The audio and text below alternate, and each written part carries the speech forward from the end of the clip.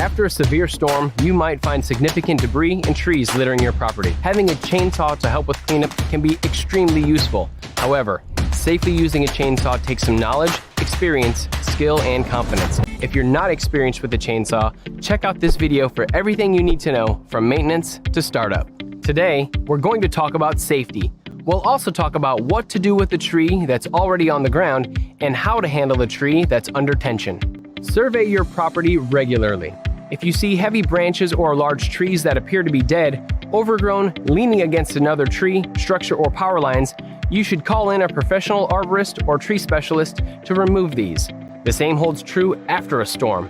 If you see large trees damaged, bent, or broken, know that the weight and tension caused by trees in this situation is best handled by a professional with the right equipment and experience. Before you begin, thoroughly read and understand your chainsaw's owner's manual before you need it. Get to know the saw's features and what each control does.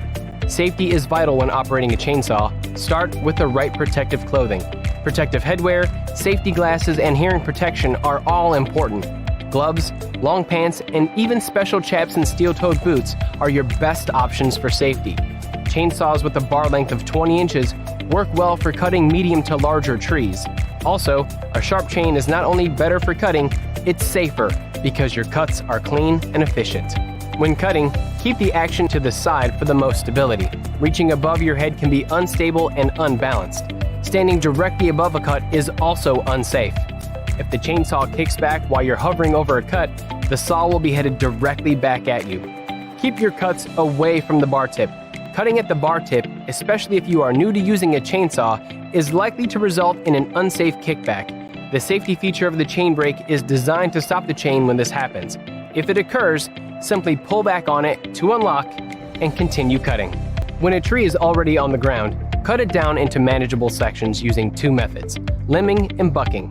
Limbing is exactly what it sounds like, removing the limbs from the base. Bucking is cutting the trunk into manageable sections. With the stump, you can either cut it level with the ground or have it professionally removed.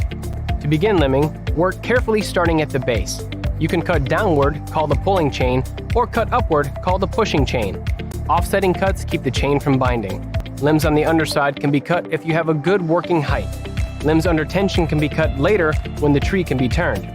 Large branches can be under great tension and should be cut starting from the outside, working toward the trunk. You might face a few different situations with downed trees, whether you've just cut the tree down yourself or if it came down roots and all because of a storm.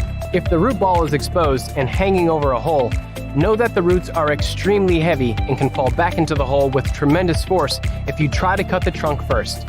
When a root ball comes up, it will likely bring lots of soil, rocks, and other debris that you don't want to hit with your chainsaw, so you will need to clean that up first. A pressure washer works great for this.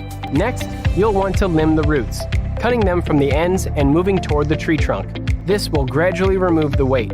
For every section removed, stack it far enough away so that you have a clear working space to continue the job. You may run into a situation where the tree trunk is directly on the ground. You don't want to hit the chainsaw blade on the ground, so make a partial cut through the trunk, then roll the tree over and continue cutting on the opposite side until you're through the trunk. If you need help rolling the tree over, you can use a forestry tool or create a lever using a longboard over a log. Either way, it will give you leverage to move the tree. You may find a tree resting over another tree or debris where one end is elevated. Make the first cut from underneath about 1/3 of the way through, then finish the cut from the top side. If you have a trunk elevated off the ground at both ends, find the point in the middle area where both sides are likely to compress together when cut. Cut 1/3 of the way through from the top and remove the saw. From underneath, offset the saw about 1 inch from the first cut and cut upwards through the trunk. Now your tree is in manageable pieces and ready for easy disposal.